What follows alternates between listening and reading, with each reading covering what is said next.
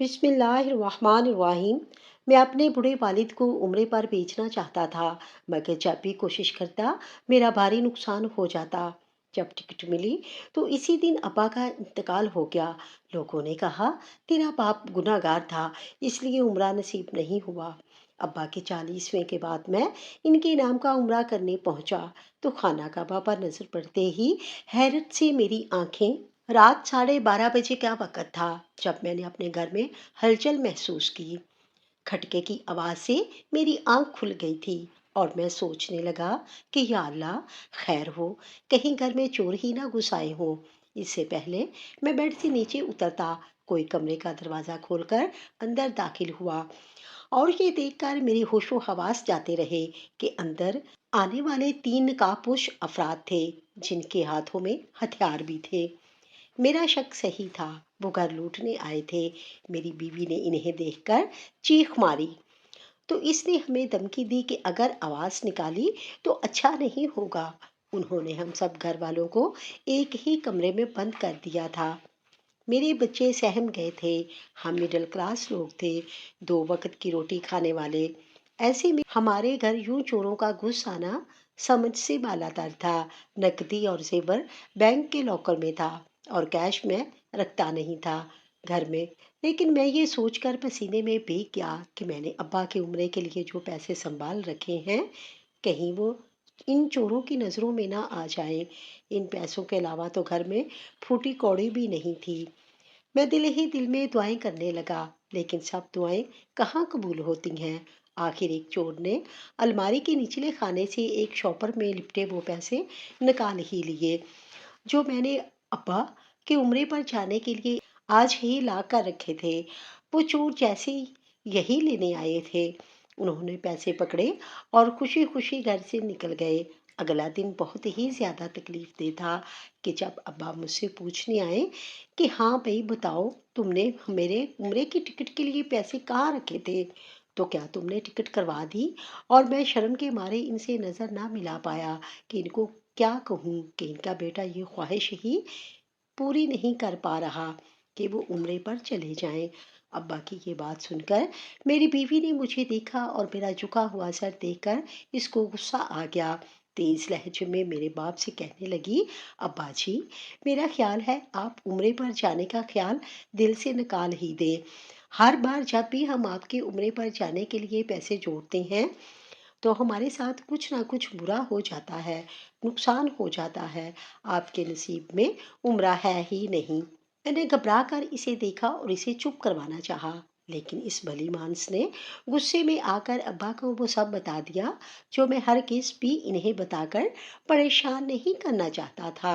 अब्बा चौंक गए और मुझसे मामला दरियाफ्त किया, तो मैंने इन्हें सब बता दिया कि कैसे मैंने कमेटी पहले लेकर इनके उम्रे पर जाने के लिए पैसे इकट्ठे किए थे, कि कल ही जाकर टिकट बुक करवा लूंगा।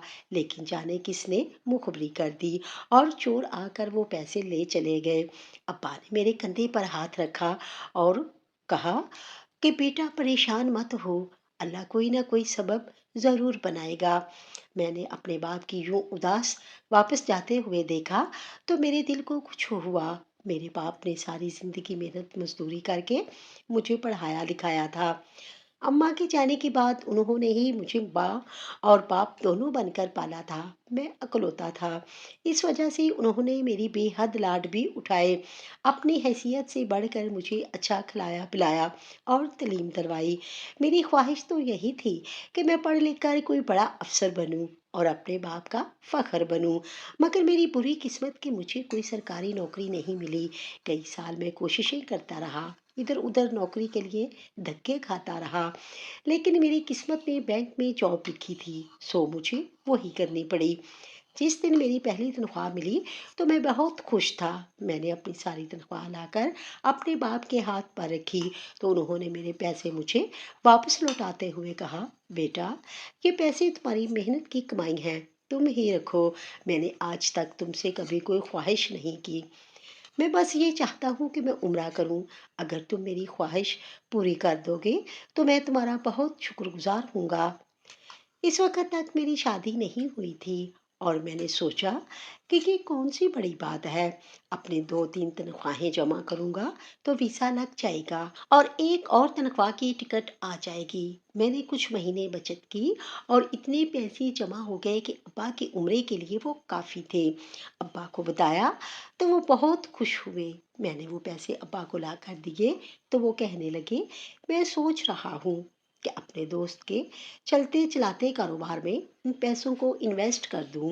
اس نے وعدہ کیا ہے کہ وہ 2 مہینے کے بعد مجھے اتنا منافع دینا شروع کر دے گا کہ میں آرام سے ہر ماہ عمرہ کر سکوں گا۔ مجھے ابا کے اس دوست کے بارے میں کچھ معلوم نہیں تھا کہ وہ کون ہے، لیکن مجھے یہ معاملہ کچھ کھٹک سا رہا تھا کہ نہ کہیں وہ ابا کو دھوکہ ہی نہ دے دے۔ لیکن پھر سوچا کہ وہ ابا کے دوست ہیں اور میرے بابا مجھ سے بہتر جانتے ہیں کہ ان کو کیا کرنا ہے کیا نہیں۔ میں مشورہ دوں گا تو ان کو برا لگے گا، اس لیے میں چپ ہو گیا۔ پیسے ابا کو دے دیے، لیکن میرا شک بالکل درست نکلا۔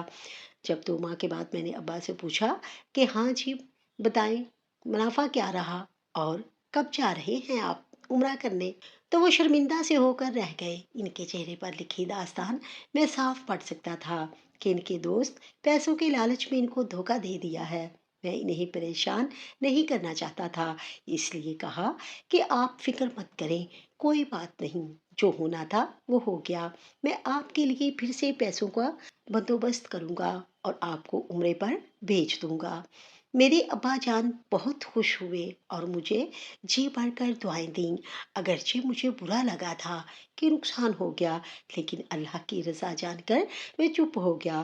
ادھر سارے محلے اور سارے خاندان میں خبر پھیل چکی تھی کہ میں نے اپنے بابا کو عمرے کے لیے پیسے دیے اور انہوں نے وہ گنوا دیے۔ سب میرے باپ کو برا بھلا کہنے لگے، لیکن میں نے سب کو سختی سے منع کر دیا کہ میرے باپ کو کوئی بھی بات نہ کرے۔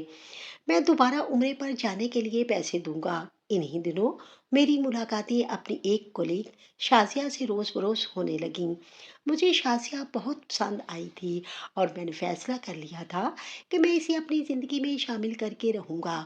میں اپنے باپ کو ہر ماہ کو ایک معقول رقم دیتا تھا کہ وہ اپنے چھوٹے موٹے اخراجات پورے کر لیں، لیکن ایک دن مجھے دھچکا لگا جب میرے کزن بلال نے مجھے جھڑکتے ہوئے کہا کہ تمہیں شرم نہیں آتی، تم اس عمر میں بھی اپنے باپ سے کام کرواتے ہو۔ میں تو شرمندہ ہو کر رہ گیا اور حیرانی سے پوچھا، یہ آپ کیا کہہ رہے ہیں؟ میں بھلا ابا سے کام کیوں کرواؤں گا؟ وہ تو سارا دن گھر پر ہی رہتے ہیں۔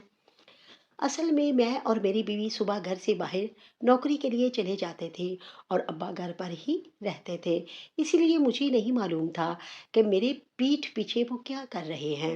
میرا کزن بلال مجھے کہنے لگا، میں نے چچا کو دیکھا تھا، وہ ایک فیکٹری میں منشی کا کام کر رہے تھے۔ مجھے یہ سن کر بالکل اچھا نہیں لگا کہ میرا باپ اس عمر میں محنت مزدوری کر رہا ہے۔ میں سوچنے لگا کہ آخر میں نے ان کے لیے کیا کمی رکھی ہے جو وہ اس طرح مجبور ہو گئے ہیں۔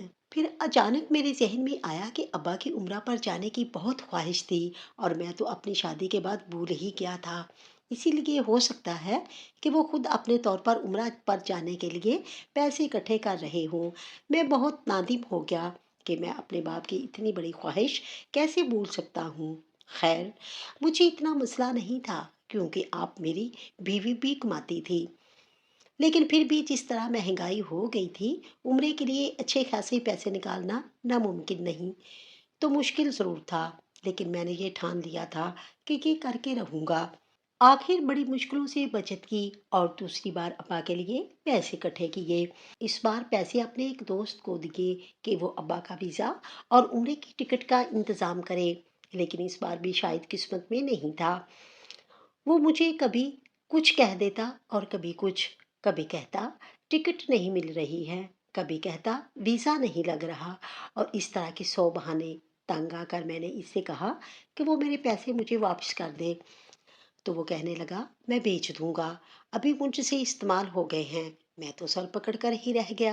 میں خدایا یہ کیسی آزمائش ہے، میں تو اپنے باپ کا بھلا سوچ رہا ہوں، اس کی دیرینہ خواہش پوری کرنے کے لیے انتظام کر رہا ہوں، لیکن ہر بار نقصان ہی ہو رہا ہے۔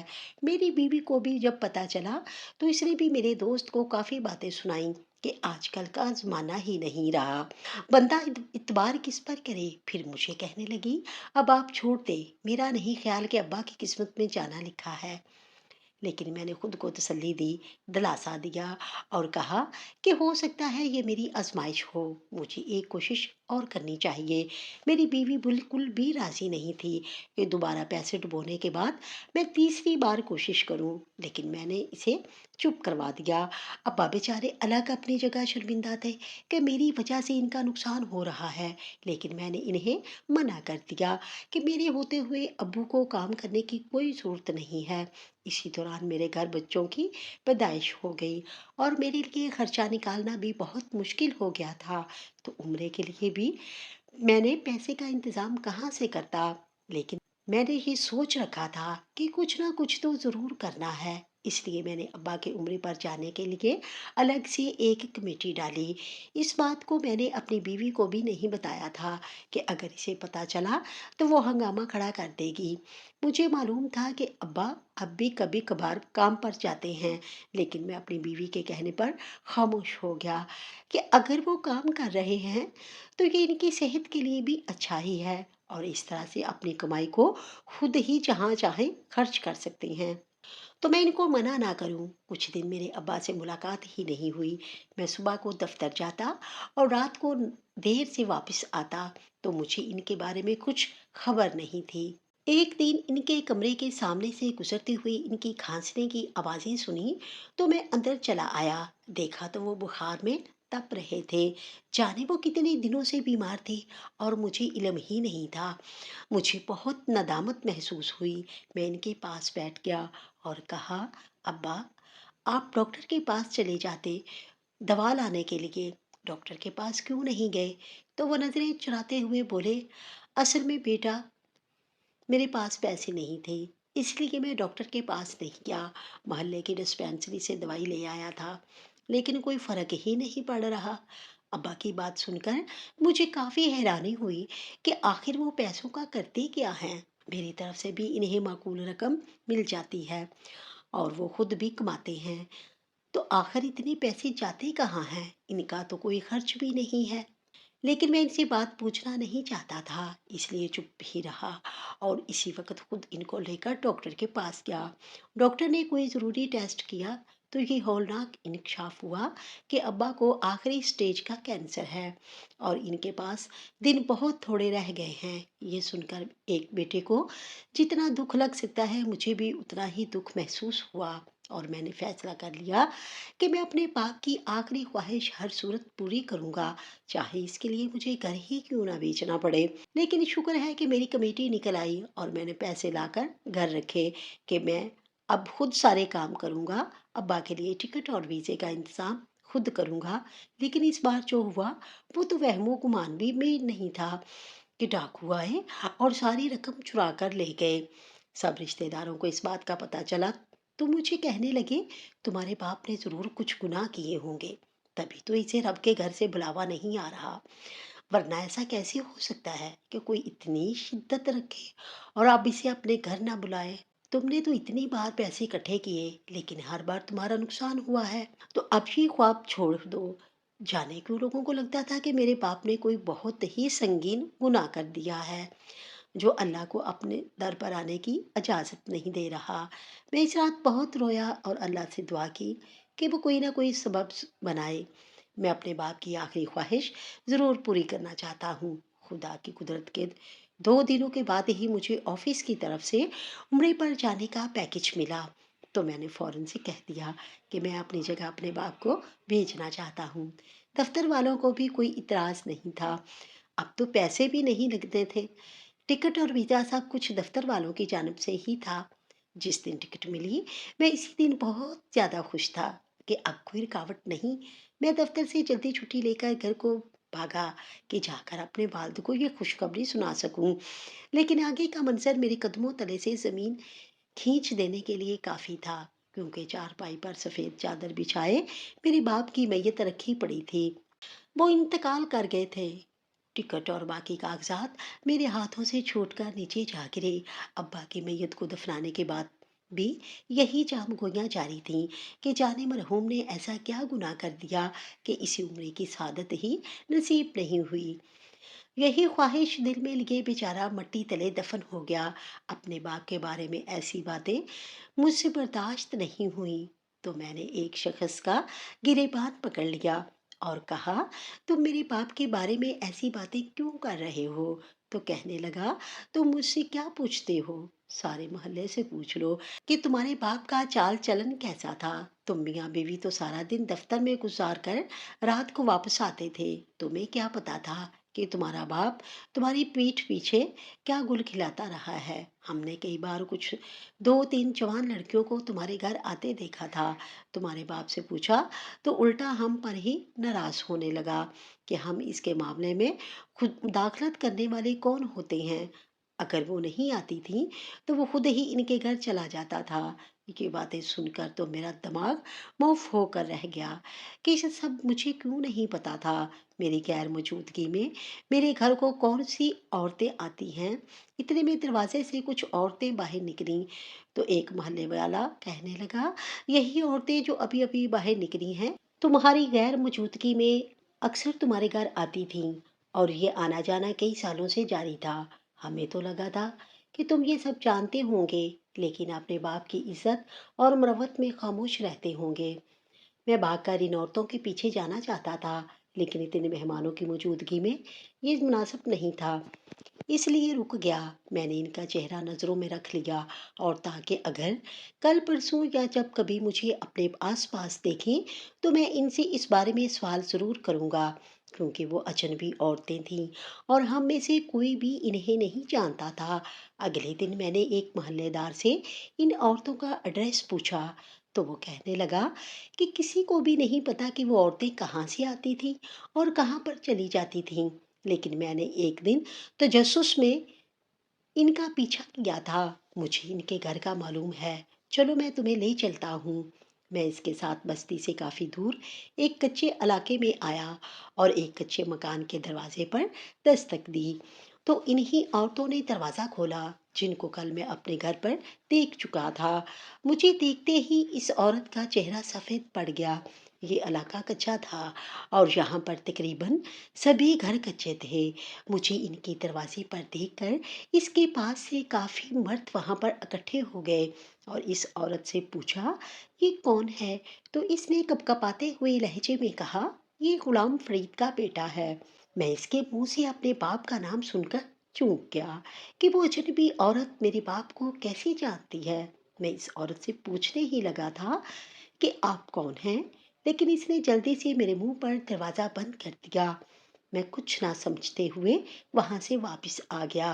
اس عورت اور اس کی بیٹی کا چہرہ جیسے میرے ذہن پر چپک کر رہ گیا تھا۔ میرے دل کو سکون نہیں مل رہا تھا، کبھی کچھ خیال آ رہے تھے تو کبھی کچھ، لیکن میں اپنے مرحوم باپ کے بارے میں غلط نہ سوچ سکتا تھا، نہ ہی سن سکتا تھا۔ کچھ دنوں کے بعد آخر میں نے فیصلہ کیا کہ میں اپنے والد کی طرف سے عمرہ کروں گا۔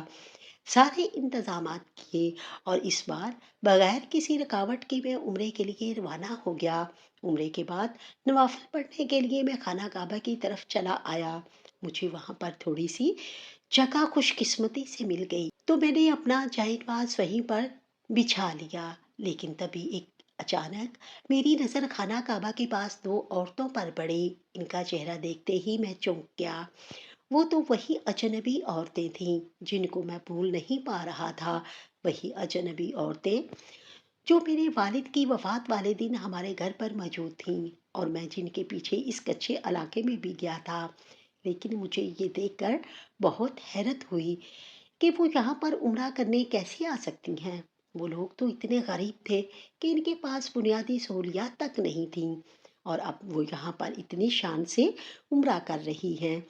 میں نے نوافل پڑھنے کا بعد میں ارادہ کیا اور ان کی طرف بڑھ گیا۔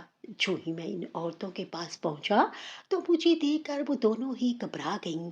انہوں نے ایک طرف سے ہو کر نکلنا چاہا، لیکن میں ان کے آگے کھڑا ہو گیا اور کہا کہ آپ مجھے نظر انداز نہیں کر سکتی، آپ کو مجھے بتانا ہوگا کہ آخر آپ کا میرے باپ کے ساتھ کیا تعلق تھا۔ और आप मेरी गैर मौजूदगी में मेरे घर पर क्यों आती रही हैं? इनको इस मुकद्दस मकाम पर उम्रा करते देखकर मेरा दिल मानने को तैयार ही नहीं था कि वो औरत गलत हो सकती है या इसकी बेटी, या ये कि गलत नीयत से वो दोनों मेरे घर में आती रही हैं। मेरा दिल अपने बाप के बारे में ऐसा कुछ भी मानने या सोचने को तैयार नहीं था, इसलिए मैं सच का खुलासा चाहता था। इस औरत ने गहरी सांस ली और कहा कि गुलाम फरीद, यानी तुम्हारे बाप ने मुझे मना किया था कि तुम्हें मैं सच्चाई कभी भी ना बताऊं, लेकिन तुम इस मुकद्दस मुकाम पर खड़े होकर अगर सच जानना ही चाहते हो तो वादा करो कि अपने बाप के बारे में दिल में कुछ बुरा नहीं सोचोगे। वो मेरा तजस्सुस बढ़ाए जा रही थी। मुझे कहने लगी कि चलो जरा मस्जिद से बाहर जाकर बात करते हैं। मैंने तजस्सुस के मारे पूछ ही लिया कि आप यहाँ पर कैसे? तो कहने लगी कि हम दोनों ही तुम्हारे बाप की तरफ से उम्रा अदा करने आए हैं। ये सुनकर तो चौंकना बनता ही था, और अब तो हकीकत जानना और भी लाजिम हो गया था। मैं इन्हें लेकर बाहर आ गया। एक तरफ पुरसुकून जगह देकर हम बैठ गए। इस औरत ने बताना शुरू किया, मेरा नाम बुशरा है। एक गरीब घर में आंख खोली। मेरी कोई बहुत बड़ी बड़ी ख्वाहिशें नहीं थी कि मुझे ये चाहिए या वो चाहिए। बस मैं इतनी ख्वाहिश करती थी कि मेरा शौहर इज्जत करने वाला हो। जब जवान हुई तो अब्बा ने अपने जैसे ही गरीब आदमी के साथ मुझे ब्याह दिया। मैंने कोई इतराज नहीं किया। मेरे लिए अपने घर वालों की इज्जत सबसे बढ़कर थी। मुझे गुर्बत में भी कोई इतराज नहीं था, क्योंकि मेरा शौहर मेरी इज्जत करता था और मुझसे बहुत मोहब्बत करता था। हमारी 4 बेटियां पैदा हुईं, कोई बेटा नहीं था। गुलाम फरीद मेरे शौहर का दोस्त था और मेरा शौहर अक्सर इसको घर ले आता था। मेरा और मेरी बेटियों को इससे कोई पर्दा नहीं था। वो मेरी बेटियों से भी बहुत प्यार और मोहब्बत से पेश आता था। जिंदगी बहुत अच्छे तरीके से गुजर रही थी, लेकिन मेरी किस्मत में अभी मजीद इम्तहान बाकी थे। एक दिन काम से वापस आते हुए तेज रफ्तार ट्रॉलर ने मेरे शौहर की जान ले ली। इस वक्त तुम 4 साल के थे और मेरी बड़ी बेटी 10 साल की। मेरी तीनों बेटियां तुमसे बड़ी हैं और एक तुमसे छोटी। ये जो मेरे साथ बैठी है, ये सबसे छोटी बेटी है। मेरे शौहर की ताज़ियत करने तुम्हारी माँ और तुम्हारा बाप और माँ दोनों आए थे, लेकिन जाहिर है मेरे गम का मुदावा मुमकिन नहीं था। तुम्हारे बाप ने मुझे तसल्ली दी थी कि वो अपने दोस्त की बेटियों का पूरा ख्याल रखेंगे। कुछ साल तक वो अपनी आमदनी का एक मखसूस हिस्सा हर माह बाकायदगी से हमें पहुंचाते रहे। मेरे घर का निज़ाम चलने लगा, लेकिन मेरे आस पड़ोस और रिश्तेदारों को ये बात नागवार गुजरती थी। खुद तो कोई हमारी मदद करने को तैयार नहीं होता था कि कैसे हम 5 अफराद का बोझ बांटें। और अगर गुलाम फरीद ये करता तो इन्हें बुरा लगता और नाम नहाद गैर याद आ जाती। कुछ साल बाद तुम्हारी माँ का भी इंतकाल हो गया, तो लोगों को और बातें करने का मौका मिल गया कि वो यहाँ पर मेरी वजह से आता है। वो बेचारा कभी कभार आता, मेरी बेटियों का हाल पूछता, इनके सर पर प्यार से हाथ रखता और चला जाता। लेकिन लोगों को ये मंजूर ना होता था। एक दिन ऐसे ही वो हमारे घर पर बैठा मेरी बेटियों से बातें कर रहा था कि मोहल्ले वालों और रिश्तेदारों ने दरवाजे पर शोर मचाना शुरू कर दिया। उन्होंने मुझ पर और गुलाम फरीद पर बहुत बुरे बुरे इल्जामात लगाए, मेरे किरदार की धज्जियां उड़ा दी। और ये देखकर तुम्हारे बाप से बर्दाश्त नहीं हुआ। इसने मुझे इज्जत देने के लिए इसी वक्त मुझसे निकाह कर लिया। तब शायद तुम्हारी उम्र 14 बरस की थी। तुम्हारे बाप ने कहा कि मेरा दिल तो यही चाहता है कि मैं तुम सबको अपने घर लेकर जाऊं, लेकिन मैं अपने बेटे को इस शादी की खबर से आगाह नहीं कर सकता। मुझे लोगों की बातों से डर लगता है। वो मेरे बेटे को ताने देंगे कि तुम्हारे बाप ने अधेड़ उम्र में आकर शादी कर ली, वो भी जवान बेटियों की माँ से। ये मैं नहीं चाहता कि मेरे बेटे को मेरी वजह से बातें सुननी पड़े। इसीलिए मैं शादी को सिर्फ इसी मोहल्ले तक ही महदूद रखना चाहता हूँ। मेरा मकसद मैं इज्जत देना और तुम्हारे बच्चों की कफालत करना है, اور وہ کرتا رہوں گا۔ میں ابھی اس کی مجبوری سمجھتی تھی، اس کا یہ احسان بھی تھا کہ اس نے میرے سر پر عزت کی چادر اڑا دی۔ میں کبھی کبھار تمہارے گھر جا کر صفائی وغیرہ کر دیا کرتی تھی اور کبھی اپنی چھوٹی بیٹی کے ساتھ آ جاتی تھی اور ڈھیر سارے کھانے پکا کر رکھ جاتی تاکہ انہیں زیادہ کام نہ کرنا پڑے۔ میری بچیاں جوان ہو رہی تھیں اور میرے مجھ سے زیادہ ان کے رشتے کی فکر تمہارے باپ کو تھی۔ نہ ان کے پاس پیسے تھے اور نہ ہی میرے پاس جو ہم نے جمع کر کے رکھے ہوں۔ پھر جب تم نے عمرے کے لیے ان کو پیسے دیے تو انہوں نے ان پیسوں سے میری بڑی بیٹی کی شادی کر دی اور اس کو باعزت طریقے سے رخصت کیا، اور تم سے جھوٹ بول دیا کہ انہوں نے وہ پیسے اپنے دوست کے کاروبار میں لگائے تو انہیں دھوکا ہو گیا۔ میں نے ان کو منع بھی کیا تھا کہ وہ تم سے جھوٹ نہ بولیں، لیکن وہ پھر کہنے لگے کہ میں اسے کیا بتاؤں اور اسے کیا کہہ کر پیسے مانگوں۔ وہ اس عمر میں آ کر بھی میری اور میری بیٹیوں کے لیے کام کرتے اور ساری تنخواہ لا کر مجھے دے دیتے تھے۔ بڑی بیٹی کے بعد چھوٹی بیٹی کی شادی کی باری آئی تو ہم دونوں پھر سے پریشان تھے کہ اب کیا کریں۔ ان کے ذہن میں یہی خیال آیا کہ اس بار بھی وہ عمرے کے نام پر تم سے پیسے لے لیں، لیکن تم نے جب اپنے ایک دوست کو پیسے دیے تو تمہارے باپ نے تمہارے اس دوست سے تمہارا نام لے کر وہ پیسے لے لیے اور یہی کہا کہ وہ ٹال مٹول سے کام لے لیں، مناسب وقت آنے پر وہ خود ہی اپنے بیٹے کو سب کچھ سچ بتا دیں گے۔ تو اس تمہارے دوست نے عمرے کے نام پر تمہاری طرف سے دیے جانے والے پیسے تمہارے باپ کو دے دیے اور یوں پیسوں سے میری دوسری بیٹی کی بھی باعزت رخصتی ہو گئی۔ میں تو غلام فرید کے احسانوں تلے دبی جا رہی تھی، لیکن وہ مجھے کہتا یہ تو میرا فرض ہے، میں انہیں بیٹی کہتا ہی نہیں، بیٹیاں سمجھتا بھی ہوں تو انہیں باپ بن کر ہی رخصت کروں گا۔ غلام فرید کی طبیعت دن بدن خراب رہنے لگی تھی۔ میں اور یہ چھوٹی بیٹی اکثر اوقات ہی ان کی خبر گیری کرنے ان کے گھر چلے جایا کرتے تھے۔ وہ اب تیسری بیٹی کے فرض سے جلد از جلد سبکدوش ہونا چاہتے تھے، لیکن کوئی بھی راہ سجائی نہیں دے رہی تھی، یہاں تک کہ انہوں نے اوور ٹائم بھی کرنا شروع کر دیا، لیکن طبیعت خراب کے باعث یہ بھی ممکن نہیں ہو پا رہا تھا۔ ہم نے پھر جب تم نے اپنی کمیٹی کے پیسے گھر لا کر رکھے تو ان کو اور کچھ سمجھ میں نہیں آیا تو انہوں نے اپنے جانے والے دو لڑکوں کو گھر بھیجا اور ڈکیتی کا ڈرامہ رچایا تاکہ ان پیسوں سے میری تیسری بیٹی کا گھر بسا سکے۔ میں ہرگز بھی ایسا نہیں چاہتی تھی، لیکن وہ کہنے لگے ہمارے پاس اور کوئی راستہ نہیں ہے، میرا بیٹا اب کسی بھی صورت پیسے میرے ہاتھ پر نہیں رکھے گا۔ میں جانتی تھی کہ ان کو عمرہ کرنے کی کتنی خواہش ہے اور ہر بار اپنی خواہش کو میری بیٹیوں کی شادی پر قربان کرتے رہے۔ ساری زندگی میرا اور میری بیٹیوں کا خیال رکھا، اپنی صحت کی بھی پرواہ نہیں کی، اور اب انہیں چھوٹی بیٹی کی طرف سے بہت فکر تھی، لیکن خدا نے انہیں اس بیٹی کے فرض سے سبکدوش کرنے کی مہلت نہیں دی۔ انہوں نے اپنے پاس بلا لیا۔ میری بڑی بیٹی کچھ عرصہ پہلے ہی اپنے شوہر کے ساتھ سعودیہ شفٹ ہوئی ہے۔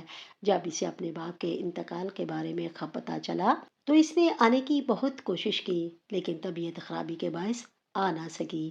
تو اس نے ہم دونوں کو یہاں پر بلایا تھا کہ ہم سب مل کر غلام فرید کی جانب سے عمرہ ادا کریں اور اس کی روح کو ایصال ثواب پہنچائیں۔ وہ تو اپنی کہانی سنا کر خاموش ہو گئی، لیکن میں جہاں تھا وہی سن رہ گیا۔ میرا باپ اتنا عظیم تھا کہ ساری زندگی انتہائی خاموشی کے ساتھ یتیم بچیوں کی کفالت کر کے انہیں باپ کا پیار دیتا رہا اور میں انہیں سمجھ ہی نہ سکا۔ مجھے تکلیف نہ ہو، لوگ مجھے تانے نہ دیں، اس لیے مجھ سے چھپایا۔ انہوں نے کبھی مجھے پیسوں کے لیے پریشان نہیں کیا تھا، انہوں نے جو بھی کیا وہ ان کی مجبوری تھی۔ ہم سب نے مل کر ان کی طرف سے عمرہ ادا کیا۔ واپس آ کر میں ان ماں بیٹی کو اپنے گھر لے آیا کہ ساری عمر میرے باپ نے جو فرض ادا کیے ہیں اب میری باری ہے۔ میں نے سب سے چھوٹی بیٹی کی شادی اپنے بل بوتے پر کی اور اس کی باقی بہنوں کو بھی بلایا۔ ان سب کو ایک بھائی کا پیار اور آسرا مل گیا تو وہ رونے لگیں اور مجھے بھی ایک ساتھ اتنی ساری بہنیں مل گئی تھیں۔ میں بہت خوش تھا۔ بہن کے رخصتی کے بعد میں اماں ہمارے ساتھ ہی رہنے لگی تھی۔ میرے بچوں کو دادی مل گئی تھی اور وہ تو ہم سے زیادہ خوش تھے۔ رہ گئے وہ لوگ جو میرے باپ کو باتیں کرتے تھے، تو وہ انہیں میرے باپ کی حقیقت پتہ چلی تو میرے گھر پر آ کے مجھ سے معافیا مانگ کر گئے کہ انہوں نے ایک عظیم شخص کے اوپر اتنے بہتان لگائے۔ زندگی میں اب سب کچھ ہے، ماں ہے، بہنیں، بیوی، بچے، مالی آسودگی سب ہے، لیکن بے سکونی بھی ساتھ ہے۔ اور یہ بے سکونی اور بے چینی تو اب زندگی بھر کا حصہ ہے، کیونکہ باپ کی یاد ہر وقت آتی ہے۔